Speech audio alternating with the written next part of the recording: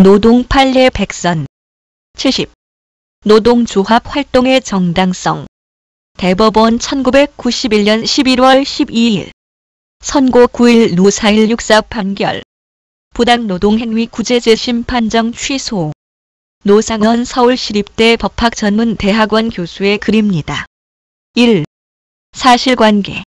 원고 근로자 A는 1989년 12월에 피고 X회사의 노동조합위원장에 출마했는데 조합 규약에는 위원장 입후보자는 조합원 150명 이상의 추천을 받아야 하고 중복 추천은 무효로 처리하도록 규정되어 있었다. 근로자 A, B, C, D가 위원장에 입후보했는데 조합원의 중복 추천 문제가 제기되어 A, B, C는 자진 사퇴하고 D만 후보로 남게 되었다. 후보자 D는 X회사에게 유인물 배포를 신고하고 근로자들에게 자신의 지지를 부탁하는 내용의 유인물을 배포했는데 A가 그 유인물의 내용 중에 자신이 D 후보를 지지하며 사퇴한 것처럼 표현된 부분이 있다고 오해하여 X회사의 승인을 받지 않은 채 300매의 유인물을 근로자들에게 배포하였다. 이에 X회사는 A의 유인물 배포 행위가 노조는 회사 군내에 있어서 게시 혹은 인쇄물의 첨부 및 배부토록 하고자 할 때는 1일 전에 회사의 승인을 얻어야 한다는 단체 협약 규정에 위반되고 취업규칙상의 징계해고 사유인 회사 내에서 무단으로 문서, 도서 등의 배포나 부착 또는 시위, 집회 선동, 유언비어 살포 등의 행위에 해당한다고 보아 A를 징계해고하였다. A는 자신에 대한 징계해고가 정당한 조합 활동에 대한 부당 노동 행위라고 주장하며 구제 신청을 하였다. 2. 판결의 내용. 노조법 제39조, 현행 제81조, 제1호 소정의 노동조합의 업무를 위한 정당한 행위란 일반적으로는 정당한 노동조합의 활동을 가리킨다고 할 것이나 조합원이 조합의 결의나 조합의 구체적인 지시에 따라서 한 노조의 조직적인 활동 그 자체가 아닐지라도 그 행위의 성질상 노조의 활동으로 볼 수 있거나 노조의 묵시적인 수건 혹은 승인을 받았다고 볼 수 있을 때는 노조의 업무를 위한 행위로 보아야 할 것이다.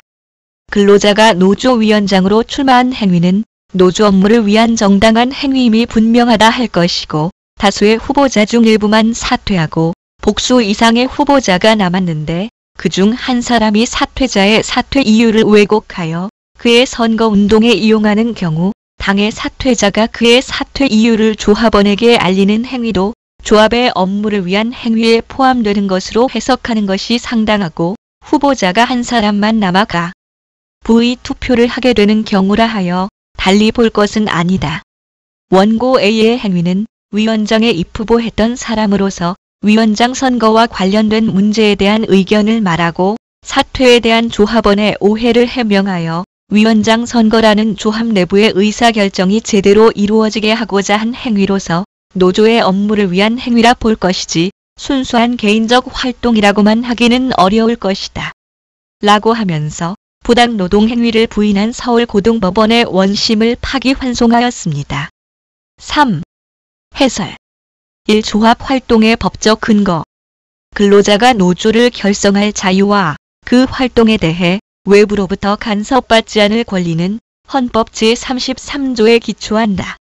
조합 활동은 노조의 목적인 근로조건의 유지 개선 및 경제적, 사회적 지위의 유지 향상을 위한 기본적이고 필수적인 활동을 말하며 이를 노조 업무를 위한 행위라 부르기도 한다. 조합 활동 중 노조의 일상적 활동을 넘는 사용자에 대한 압력이나 제3자에 대한 비판을 목적으로 하는 적극적인 행동은 학자들의 견해에 따라 단결권 또는 단체 행동권으로 구분하여 보장된다고 해석된다. 조합 활동과 관련해서는 취업시간 중 또는 사용자의 허가 없이 기업 시설을 이용하거나 유인물을 배포하는 등 이른바 기업 내 조합 활동을 둘러싼 다툼이 자주 발생한다. 또한 대체로 조합 활동은 노조의 지시나 승인에 근거하여 행해지지만 쟁점이 되는 것은 이를 노조라는 단체의 행위로 문제 삼는 것이 아니라 근로자 개인의 행위로 문제 삼는 것이다.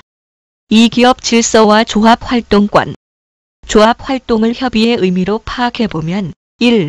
회의 개최 및 집회, 연락, 조합비 징수 같은 노조의 일상적 조직 운영을 위한 활동. 2. 소식지, 선전물 배포, 게시판 이용 등 조합원 및 비조합원에 대한 홍보 활동.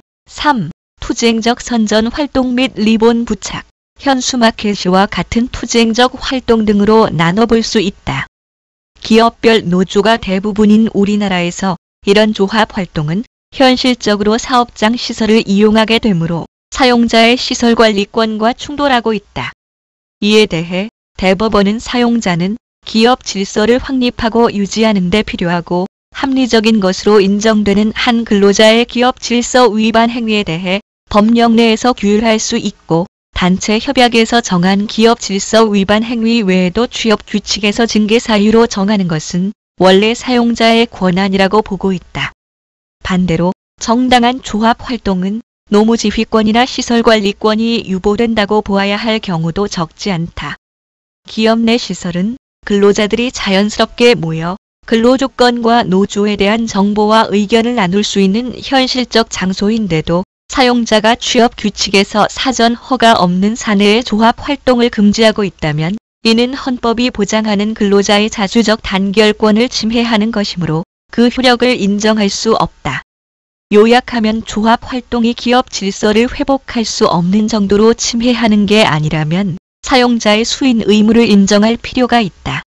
업무 수행과 기업 질서에 대한 구체적이고 실질적인 침해가 없는 경우라면 조합 활동을 위해 사업장 시설의 사용을 허용해야 하고 노무지휘권의 남용은 금지된다.